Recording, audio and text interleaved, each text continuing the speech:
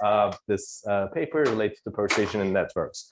Some of you may have seen me present some other work in the same domain. I have a sequence of papers. A couple years back, in a similar networks meeting, I talked about private persuasion in networks, where we can send different signals to different agents.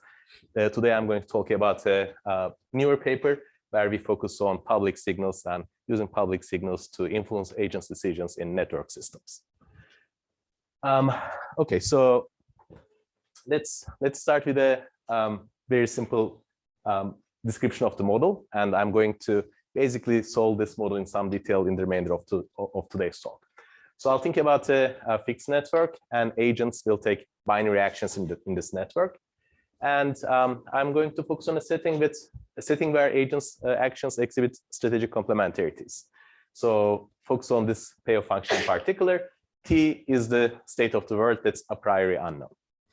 Now, I'm going to think about the problem of a information designer who chooses a mechanism that maps the state to some signals informative about the underlying state of the world, with the objective of influencing the agent's actions and maximizing a certain objective. In today's talk, I'll focus on the objective of maximizing the total number of agents who take action one. Remember, I'm in a binary action setup. So if you want to think about an application, we can think about the following. How can I design public signaling mechanisms so as to influence agents' purchase decisions, where I'm interpreting the 0-1 action as purchasing a product versus not? And it's a setting with network externalities. Agents derive higher value from consuming the same product as their peers. And the state may take positive or negative values, representing low or high quality. And if state is negative, the quality is low, maybe I do not want to purchase the product. I get some disutility from that. In a setting, how should I decide on my mechanism? How should I reveal information about the underlying state so as to maximize the total sales? That will be the question that I'm answering. Okay, in this setting, there are a number of different questions that I would like to address. Number one, what are the optimal information structures? How do they depend? Number two, how do they depend on the network structures? What if I do not know the entire network, but I have some summary statistics available to me? And can I really think about what types of networks are more amenable to persuasion? By that, what I mean is that, are there network structures where by designing appropriate information structures, the designer can guarantee higher payoff for herself versus lower, right? So these are the questions that I would like to address. All right. So here's a brief overview of what's going to come in the remainder of the talk.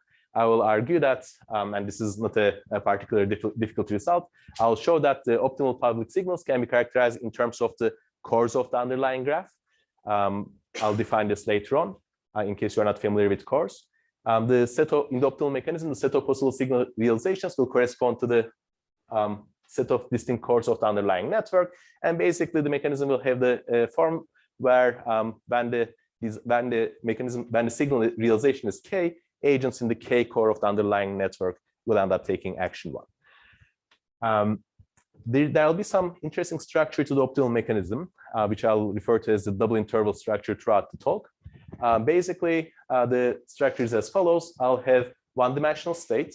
I'll define it. I'll introduce some notation later on, but let this horizontal bar represent possible state realizations. The designer is going to obtain a partition of that state space. And with each possible signal realization, the designer will associate at most two subintervals of the state space.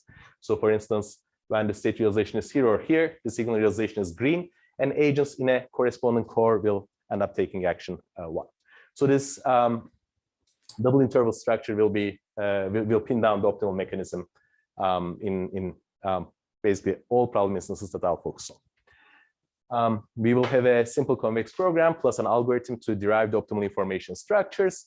And I should also note that after writing this paper, in a subsequent work with Philip Streck, we actually generalized the results here quite a bit. That paper does not focus on networks, but really in a much richer setting where agents have private information, one can think about the optimal information structures and partitions that generalize double interval structure turn out to be optimal in much richer settings. Time permitting, I'll briefly comment on them. We also I'll also illustrate that one can obtain asymptotically optimal mechanisms for large random networks, basically by knowing only the limiting degree distribution. And to answer that question about what type of networks are more amenable to persuasion, I'll focus on degree assortativity, and I'll argue that degree assortativity makes networks more amenable to persuasion. So that's the plan for the rest of the talk. Briefly about the related literature, I'm building on two long lines of work. On one hand, I have the Bayesian persuasion and information design literature. On the other hand, I have games on network literature. There are many papers in the games literature that really think about how we can design transfers to induce desired outcomes in network games. Here, as opposed to using transfers, I'll be using information to induce desired outcomes. In this setting, one can think about different information structures. I can think about sending private signals to agents. That's what I did in an earlier work with Kim Ondrakopoulos of USC. In today's paper, I'll be thinking about public signals where all agents observe the same signal realization. And I'll try to shed light on this interplay between the network structure and optimal information structures. Okay. So please let me know if you have any questions. This was a very high-level overview. Now I plan to go down to the details and tell you about the model and the results a little bit more formally. So here we go. I'm going to think about an unweighted social network. Weighted version of the problem admits a similar solution. So throughout the talk, just assume that my GIJs are 0 or 1, depending on whether I have an edge between agents I and j.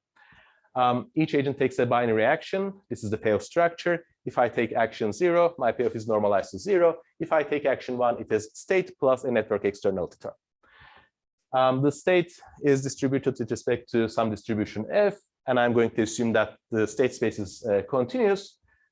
It's a subinterval of the reals, it's one-dimensional. And I'm going to make some assumptions on f, just to simplify exposition a little bit. I'm going to assume that it's a continuous distribution. If I had discrete distributions, solution would be similar, but I would have to worry about randomization and whatnot, and I don't want to go there. And the key thing here is that agents take actions before observing the state. So in the absence of any information, they will take actions so as to maximize their expected payoffs. And my question is the following. Suppose that a designer, an information designer, committed to a public signaling mechanism which mapped the state realization to different signal realizations. This could be something like choosing a threshold and revealing whether the state realization is below or above that threshold. Or it could be fully revealing the state or something in between. Or remember the partition structures that I mentioned earlier? That would be another example of a information structure that turns out to be optimal. So the question is, how should I choose my mechanism so as to maximize this quantity, total number of agents that take action? In the absence of any information, agents would just take action so as to maximize their expected payoffs, written here. If I publicly reveal some signal, agents would update their posterior of the state and take possibly different actions. Really, the name of the game is how should I choose that mapping G? I guess I didn't introduce notation here. How should I choose this public signaling mechanism so as to maximize this quantity? That was a question. Why did you take the expectation inside the AIs? AI is not a linear function, right? So wouldn't the agent want to maximize expectation of AI of t plus? So you could take the expectation outside and, oh, I see. So you are saying that why don't you just write the expected payoff? AI is 0, 1. AI is 0, 1, exactly. What's that? So if AI is not a function, so it's AI. AI is a constant. Yes, for an action AI, this is the expected diffusion. So this is the setting where agents don't. So this was meant to illustrate the setting where agents do not observe any information. If I don't have any information, I just take my actions. If I observe a signal realization S, I update the posterior and take actions. In the latter setting, I should have written A as a function of S, the signal that's observed by agents, but all agents observe the same signal here. So I'm just taking a shortcut. So I'm leveraging the public signal structure. What do about multiplicity or equilibrium? I'll put some standard preferred one. So good. Let me actually tell you exactly what I'm going to do, and then let me tell you what would happen if I focus on different equilibrium. Now, given the mechanism of the designer, agents effectively, given the signal realization, agents effectively play the supermodular game that I have written here. It has a largest equilibrium and a smallest equilibrium, and I will always be breaking ties in favor of the designer. I will always focus on the equilibrium that yields the highest payoff to the designer. In other words, I will always be looking at the largest equilibrium of this supermodular game. And this is what corresponds to the cores of the underlying network. So what's a K-core? I'm sure some of you are familiar with that. In case you are not, K-core is the maximal induced subgraph where all nodes have degree K or larger. That's a mouthful. Just think about the following intuitive procedure. I give you a network, and I'm just going to remove nodes from that network whenever I find a node that has degree less than K. And I continue doing that iteratively. At the end of the day, I'm going to converge a sub network. That is going to be the K-core of my graph. Note that it's different than the set of all nodes that have degree K or larger, because it could be the case that there is a node that has degree K, but it has a bunch of low degree neighbors. So when I'm computing the core, I iteratively remove those neighbors, and I end up removing this central node as well, simply because at the end of this procedure, it is left without K neighbors who belong to the same subgraph. What is that the relevant quantity? Suppose that I reveal my public signal, the posterior mean. All agents share the same posterior mean here. Posterior mean is, let's say, -5. If I have a group of agents who have degree 5 or more, for this group of agents, the network externalities are going to outweigh the disutility due to low state. So it is an equilibrium for all these agents who take action 1. And there can't be a larger group of agents who take action 1, because if I had a larger group, then at least one of these agents would have degree less than 5 in my example, and for that agent, it will be optimal not to take action 1. So this is why standard preferred equilibria are characterized in terms of the cores of the underlying graph. What would happen if I were to focus on, let's say, the smallest equilibrium of this game? It turns out that not much would have changed. Of course, the relevant object would not be the core, but when I say not much would have changed, what I mean is that the structural properties, the double interval structure, etc., would effectively remain intact. There is one big issue that pops up when you look at the lowest equilibrium, and it is that as a function of the posterior mean, the designer's payoff, or the set of agents, or the cardinality of the set of agents who take action 1, is no longer upper semi-continuous, it is lower semi-continuous, which means that in the designer's problem, the supremum may not be achieved, but you can, of course, guarantee near optimality with an appropriate perturbation of the payoffs. So structurally, not much changes when I focus on the smallest as opposed to the largest equilibrium. So GIJs are 0, 1, or it can take the continuous value? They are 0, 1. I could allow for weighted version as well, then it would be a weighted. Wouldn't K-core change that? Yeah, it would be a generalized core. Yeah. So there's another notion of core that generalizes the K-cores as I defined. So basically, if you have the weighted version of the payoffs, then you would adopt that version. Okay. So have you thought about the cost minimization version of the problem, where I basically have like a super submodular thing? Sorry, cost minimization. Well, what's the cost? Interpret the utilities as cost and you're minimizing. Okay. So short answer is I haven't thought about the version that you have in mind, but why don't we talk about what exactly we want to get there at the end of the talk? Okay. So what my objective here is just to illustrate for this supermodular payoff structure, the optimal information structures. But as I mentioned earlier, the subsequent work where I focus on settings way more general than the network persuasion setting here. Turns out that some mathematical properties that I'm leveraging there to characterize optimal information structures are quite prevalent. It is not restricted to this payoff structure. So it could be the case that the cost minimization version of the problem that you have in mind can also be addressed using the same tools, and similar structural properties may pop up. But let's talk about the details of the model we have in mind. Okay, I guess I already mentioned that. In an equilibrium, the set of agents who take action 1 jointly will correspond to a core of the network. This means that I can write an optimal mechanism by just restricting attention to a class of mechanisms where the signal realizations correspond to different cores. When the signal realization is K, the agents in the K core end up taking action 1 jointly. Of course, there's still the question of how do I design this mechanism. And let me give you a kind of a caricature of how I think about this question. So I have my state space. Again, it's one-dimensional. And really, I'm trying to assign different states to different cores. I'm trying to motivate different groups of agents to take action 1 for different state realizations. Really, my problem is effectively a partitioning problem. I take the state space and I partition it to different partition elements, red partition element, yellow, green, and so on and so forth. When the state realization belongs to the red partition element, I publicly say red, and agents in a certain core take action 1. When it is green, a different group of agents take action 1. Really, the question is how should I be choosing my partitions so as to maximize the designer's payoff that I described earlier. Now, let me denote by RK the cardinality of the K core. I can mathematically write this question as follows. I'm solving over the partitions of the state space such that when the state belongs to the kth partition element, the expected payoff of the agents in the K core is non-negative. So they find it optimal to take action 1. This is what this constraint says. And I would like to ensure that I maximize this payoff, which is the expected number of agents who take action 1, given my partitions. RKs are the cardinalities of the cores. Now, okay, this is a problem that I can write, but I don't know how to solve this problem, given that the set of partitions is quite rich here, right? So I don't know how to directly optimize over partitions. At this point, I don't know any structural properties of these partitions. I'm going to do something slightly different. And it's, if you think about this for a minute, it becomes a little bit obvious that there's this alternative approach that you can take. I'm in a setting where the agents' payoffs are quasi-linear in the state. So the object that really matters is the posterior mean distribution that I induce by choosing the partition of the state space.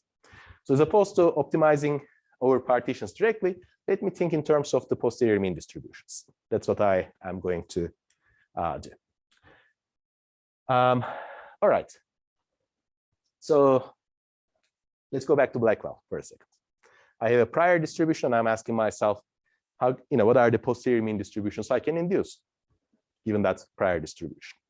Turns out that this question is a pretty elegant answer, and it is characterized in terms of this set of constraints. Sometimes they are referred to as MPC, mean preserving contraction constraints.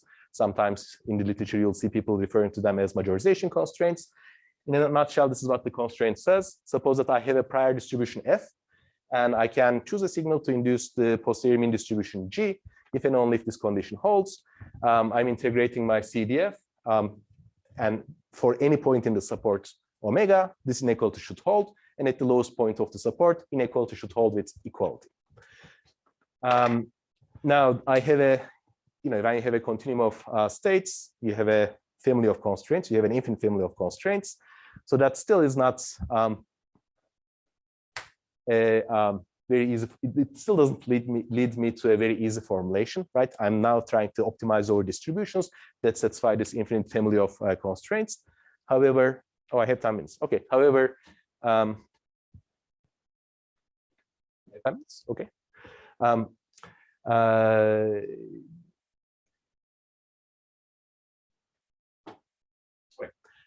So I think so as well. It has been 18 minutes since I started. But okay, so how much do I have at the end of the day? 20 minutes. 20 minutes. 22 minutes. Okay, thank you. I feel like I won the lottery now. All right, let me go back to here. So, okay, it still looks like an ugly problem to solve, but remember, I'm in a setting where I'm really choosing a distribution to activate different cores. It suffices to really think about discrete distributions G. So really, I could write an optimization problem over the locations of different mass points, as well as the probabilities that I assign to them. Right? I could think about if there are m different cores, I could choose a tuple pk, mk, for k ranging from 1 to m, right? The probability of each mass point and the location of each mass point, and I could optimize over discrete distributions parameterized by these quantities that satisfy my inequality. You could do that. That would lead to a finite formulation that is non-convex. But with a slight change of variables, it turns out that one can express the condition here in terms of the convex set of constraints that I have at the bottom of the slide. What is MK? MK over here would be the location of the kth mass point. Pk is the probability of that mass point. And as opposed to working on that parameterized space, I'm transforming my variables and solving it in the ZK-PK space. The reason is that when I do that variable transformation, I end up with a simple convex program versus the MK-PK formulation that would be a non-convex program. Okay. So there's some subtlety there that it turns out that this trick allows me to simplify the problem quite a bit.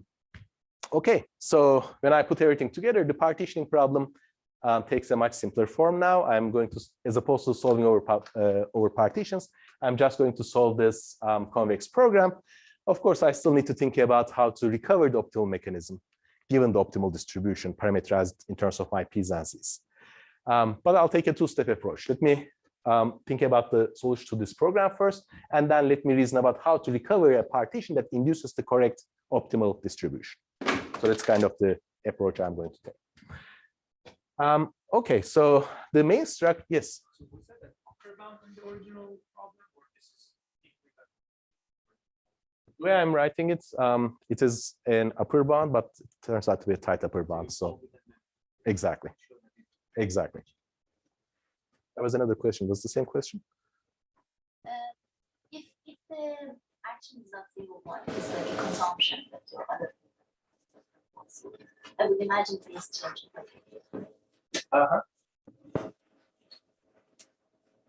Right. So good. Yes, the formulation will change. I do not have a finite formulation like this type. In particular, as the posterior mean changes, the aggregate consumption quantity is going to change. So I will end up with not a finite problem like the one here, but a infinite dimensional problem. I can discretize and try to solve it to near optimality using the same tricks that I'm introducing here. The core. It won't be the core concept, will not be the right concept to focus on. Absolutely. Good. Any other questions? So main structural property, the double interval stuff that I mentioned in the beginning. Here's what it looks like in a picture. This is an example where my state is uniformly distributed between 0 and minus 50.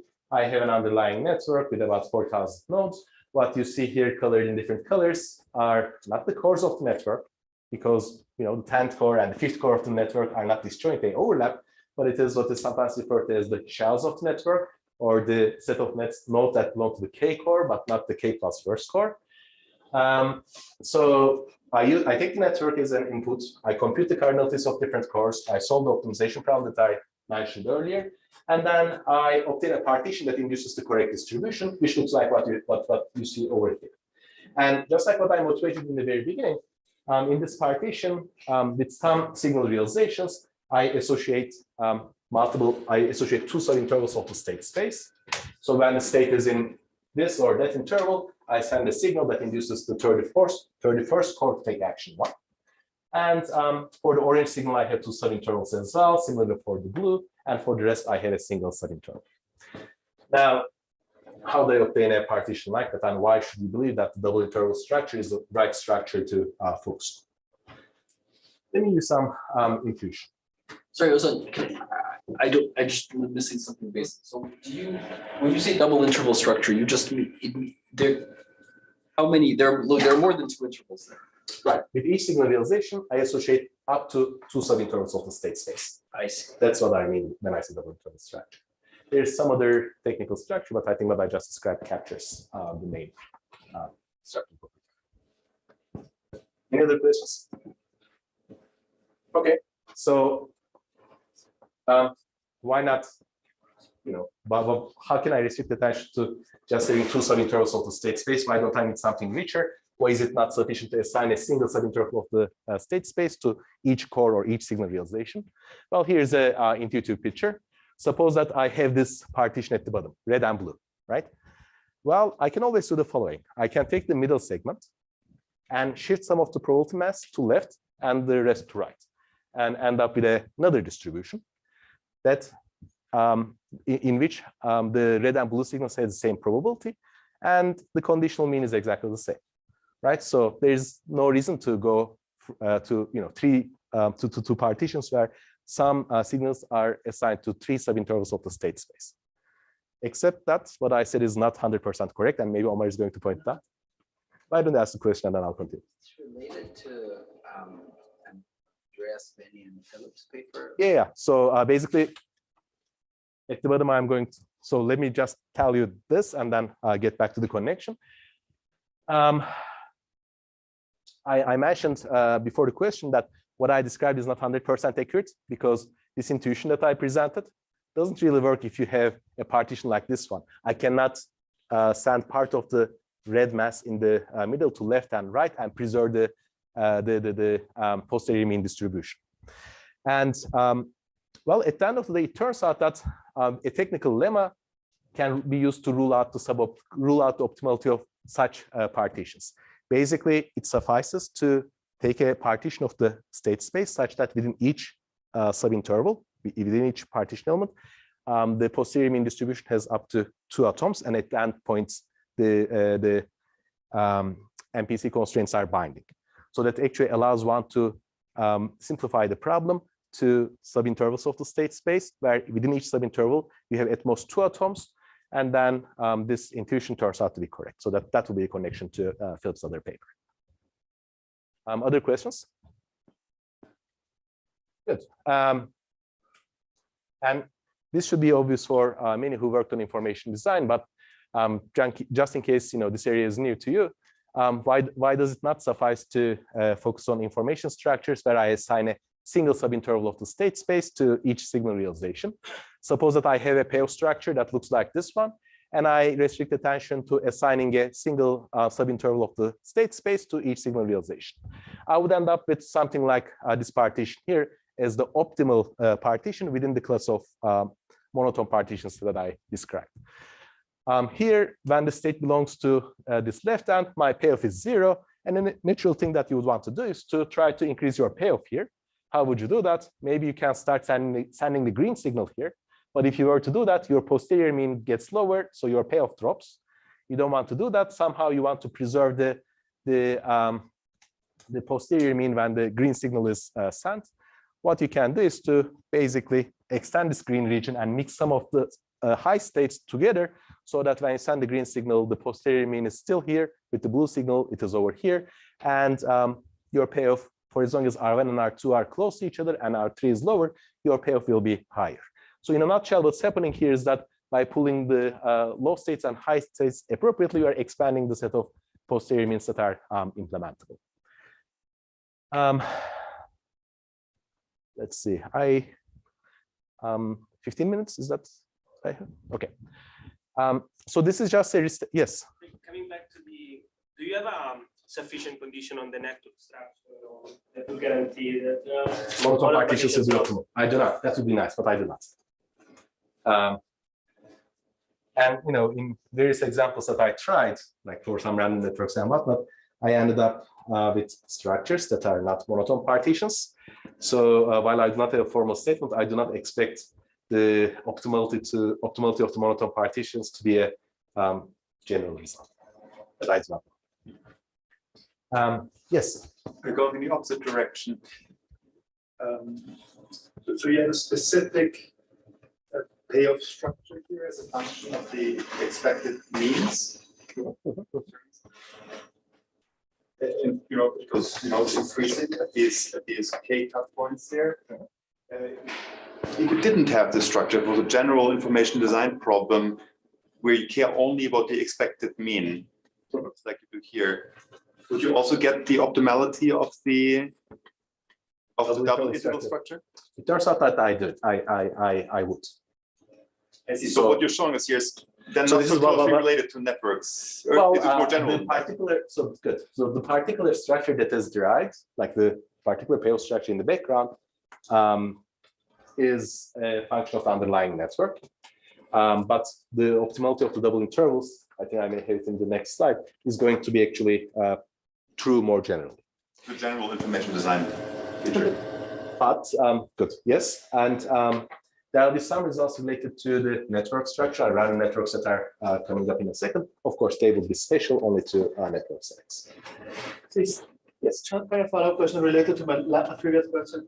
Don't you need the positive network externality so that you can actually characterize the equilibrium using the K4 constant? For that, I do, but I think the question is that suppose that you didn't have that structure. Right. As a function of the posterior mean, your payoff is going to be, let's say, another step function, not necessarily even an increasing step function, right? Would the double interval structure yield optimal mechanism? In that case, the answer is yes. And actually, let me say that the answer is affirmative there, and also build on that to tell you how much further one can push that result. Do you need step functions, or would any function work? If you do not have a step function, there may be also regimes where you fully reveal the state.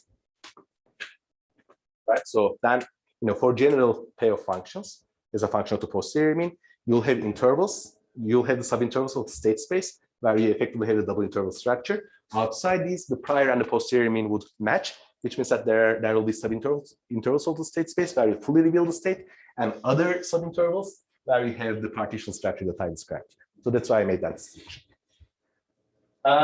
Very good.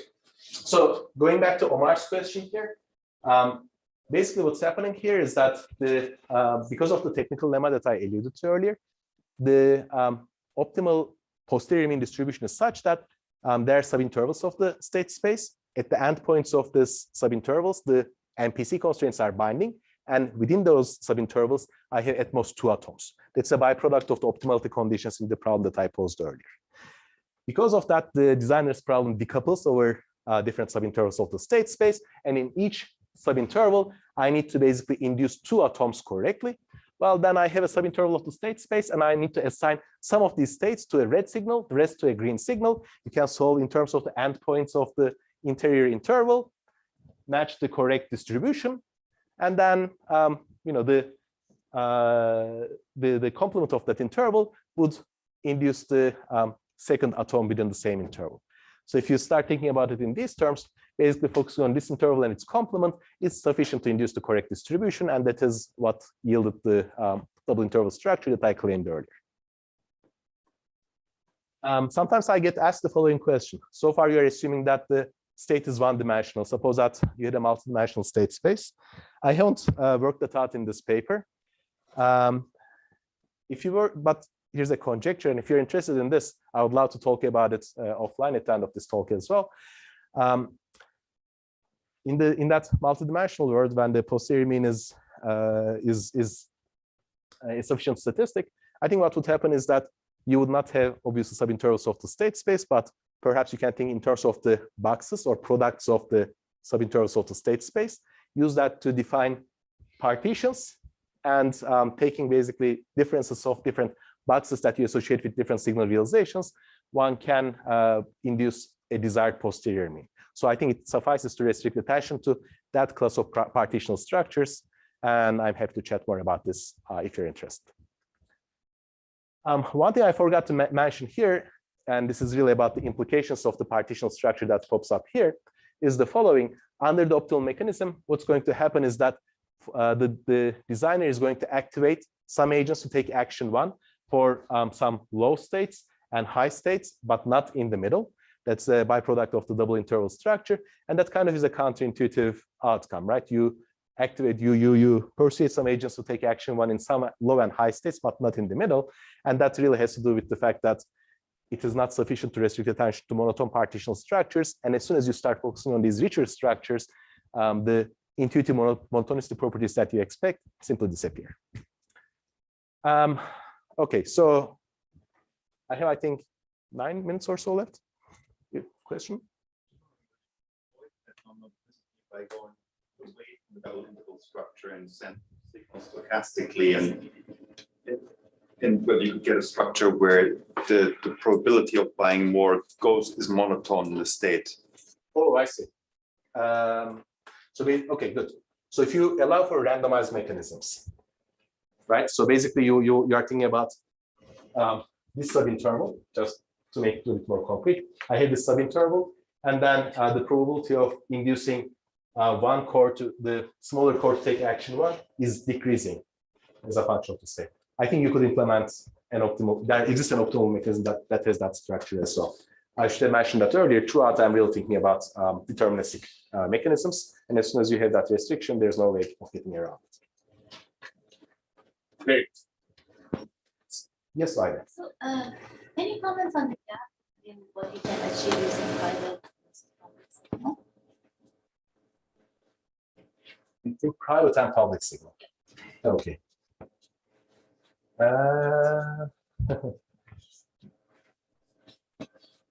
No, I don't. Let's think about this offline. I thought the question would be between public signal and the monotone partitions versus the partition structure that I allow for here. Then I have an answer. I think a factor of 2 would be a bound.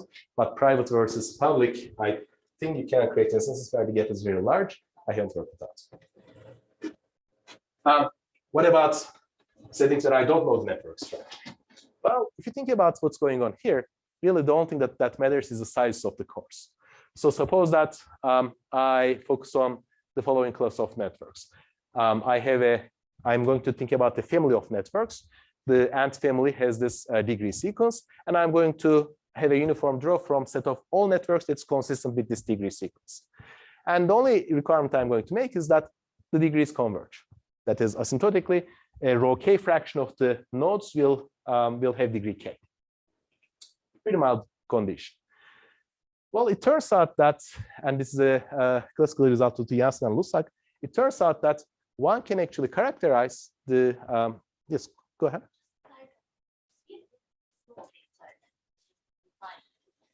Yes, agents know the network, designer does not. I'm comfortable with that assumption because I have a supermodular game, so thinking about the best or the worst equilibrium in that setting would be the natural thing to do. So the only thing that would matter is the size of the cores, and the designer may not know that because the network information is absent. And the point is that for the class of random networks that I just described, really characterizing the size of the cores boils down to solving a simple system of equations. If the degree is finite, this boils down to solving a polynomial equation in particular. And then you can do the following. Let me use the degree distribution to characterize asymptotically what fraction of the nodes will belong to the k core versus the k prime core. Let me write the optimization problem with the convex program that I wrote earlier by replacing in the objective the reward function, the r case, with the fractions of the nodes in one core or the other one, and I need to appropriately weight things as well. But basically, let me just think in terms of the asymptotic fractions of nodes that belong to one or the other core. I could solve the same problem. I could still obtain a mechanism for this limiting size of the cores, and it turns out that you can show that knowing just that limiting degrees and therefore computing the associated fraction of nodes that belong to one or the other core versus using the exact network structure, the gap between the two is small. The payoff of the designer using the full network information is better, but in an asymptotically negligible way versus just knowing this limiting degree distribution. If you created like a homophily, a kind of cut in the network, like could you probe these random structures to see what ones would break down, what kind of structure is embedded in the random graph? Okay, I have not tried that. So basically, you want to focus on not this random graph model, but maybe a two-type model. Yeah, exactly. I mean, this result is very interesting. It's interesting what it is about the predictability of the random graph. Right. I don't know that. It's a great question. More about it if you have ideas. Okay. The last thing that I would like to touch base on in the last few minutes I have left is the following. So far, what did I do? I told you about how to obtain the optimal information structure for a given network. I told you about the random networks, and I haven't told you about what type of networks may lead to a higher payoff for the designer versus lower. Now I need to make some assumptions, otherwise this question is ill-posed. Here's what I'm going to do. I'll focus on fixing the degrees of nodes in the network and thinking about wiring nodes in different ways. And I'll ask myself, does one way of wiring the nodes yield a higher payoff for the designer versus the other? And I'll also try to reason about the impact of the degrees of the agents. Intuitively, we would expect that if agents had higher degrees, the designer's payoff would be larger because there are more network externalities. Turns out that that intuition is wrong. And I should say not always correct, and I'll try to explain why. So first, let me just do the following thought experiment. I'm going to fix two networks. I'm going to focus on two networks with the same degree sequence. And I'll think about the associated optimal mechanisms, pi1 and pi2. The only thing that's different between these two networks is the way the edges are wired. Okay, so basically, I'm asking myself, there are two networks, the agents' degrees are the same, just the wiring is different. And designer uses the optimal mechanism in both cases. Do I get higher payoff in one network versus the other? Well, it turns out that if I wire high degree agents to other high degree agents, so just taking it to the extreme, I'm thinking about the perfectly assortative networks. Neighbors of degree D agent also have the same degree D. It turns out that when I have this type of wiring, the payoff that the designer can guarantee is going to be always weakly higher than the payoff for any other wiring. So really, the perfect assortativity here enables the designer to guarantee higher payoff. While the result is stated by focusing on the perfect assortative. Yes, Matt. Persuasion problem is a little different than you just said, money to target and pay. The similar problem would be I pay people out of a budget instead of persuading them. And on that on this part, it seems like you get similar results. I'm trying to figure out how much of this is due to the actual persuasion structure and how much of it's due to having some scarce resource, which here is basically higher posterior means and shuffling around different players as opposed to money. I understand the question. So if I were to, let's ask a different version of the problem. We are saying, let's say that I'm paying people, I have a budget, and I'm allocating this budget to induce largest number of agents to take action one. And my constraint is not the posterior mean condition anymore, it's the budget constraint. I still have the same objective. Would it be still the case that yeah, it seems like you get a similar kind of result here. I would expect the result to be similar. Just the intuition here is that when degree D agents are connected to other degree agents, degree D agents, basically the amount that you need to pay to activate all of them jointly, it's the same. You do not end up, if you have a heterogeneous connection structure and if you restrict attention to public signals, I guess uniform payments in your world, you may end up paying some agents more than the rest, so that you activate the corresponding connected component. When you have the perfect assortativity, you do not have such inefficient allocations. So coming from this intuitive point of view, I would expect a similar conclusion to hold in the transverse world as well. So this is a more general. I think the answer is yes. The only thing that I'm a little bit hesitant about is, again, I'm focusing on public signals here. The correspondence between public signals and the uniform payments in the setting that you described, it's not exactly one-to-one, but intuitively, things should move in the same direction. So I think that's a plausible conjecture. Even though I stated the result by focusing on perfect assortative versus not, at least in simulations, the result seems to hold in the interim regime as well. And I have 1 minute, so I'll conclude with this one. Here's another thought experiment. I have 2 degree sequences, D1 and D2. And what I'm doing when I go from D2 to D1 is to increase the degrees of some of the agents. So if you think about that, I'm increasing the aggregate network externality. Then what I do is to uniformly draw one network from, first I'm asking myself, there are these two networks, can I say that the designer has higher payoff in one versus the other? If the connection structure is perfectly assortative, they are ranked in the way you would expect them to be ranked. When the degrees of some agents are higher, the designer's payoff is higher. However, the thing that I find interesting is the following. Suppose that I fix the first degree sequence and the second one. First one dominates the second one. In the first one, some agents have higher degree. I fix these degree sequences. Then I uniformly, at random, pick a network that is consistent with these degree sequences. And I reason about the expected payoff of the designer. Well, it turns out that it may change non-monotonically. Here in this plot, what you have in the x-axis is a parameter zeta. As it increases, I'm basically increasing the degrees of some of the low degree agents and making them medium degree agents. Even though I'm increasing the aggregate network externality, the designer's payoff changes non-monotonically. Why is that happening? Well, basically, as you increase the degrees of the low degree agents and make them medium degree agents, and then you start sampling networks uniformly at random, some of the edges of the high degree agents are now connected to effectively lower degree agents. So they are no longer in large cores. It becomes harder to activate them.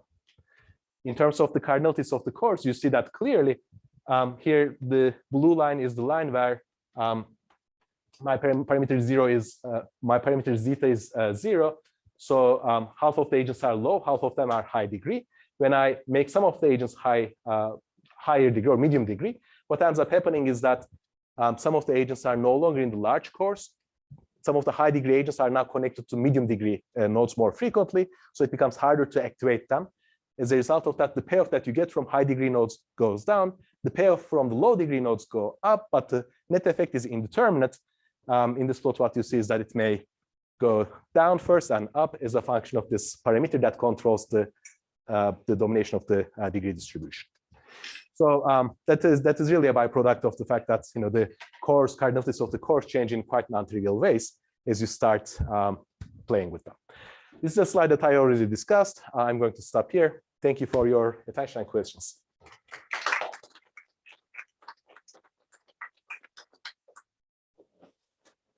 Questions?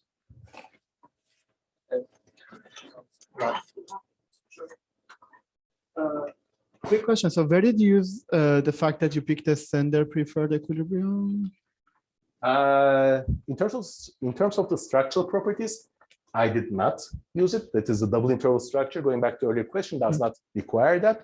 When I started playing with random networks and whatnot, really I had to focus on cores because I can, and cores are pinned down in terms of the standard preferred equilibrium. Standard preferred equilibrium are pinned down in terms of the cores.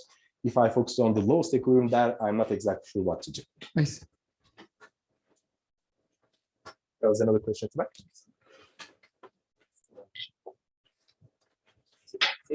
Yes, you focus on the payoff of the designer. What about informativeness of the optimal information structure? Can you leverage your result to have a comparative statics on if I increase some statistics of the network, then the informativeness of the optimal signal is going to increase in the Blackwell sense. And it's easy because you have partitions. Okay, so okay, good.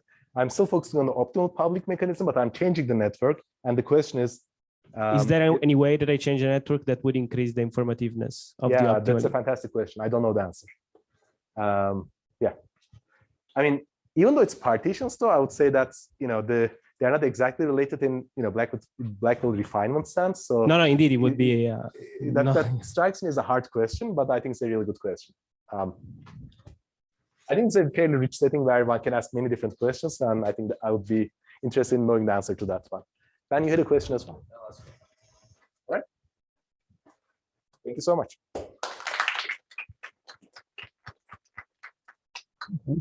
So we have a break till 4.